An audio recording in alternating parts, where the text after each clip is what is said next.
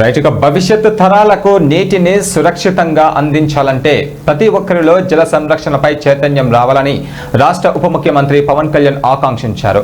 Jal Jeevan machine 2.0లో భాగంగా నీటి సంరక్షణకు అత్యధిక ప్రాధాన్యత ఇవ్వబోతున్నట్లుగా ఆయన స్పష్టం చేశారు.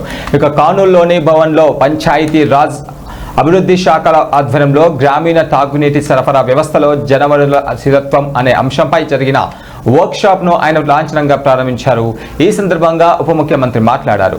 జలమే జీవమని, పరిమితంగా ఉన్న నీటిని జాగ్రత్తగా కాపాడుకోకపోతే భావితరాలకు తీరని అన్యాయం చేసినట్లేనని ఆవేదన వ్యక్తం చేశారు.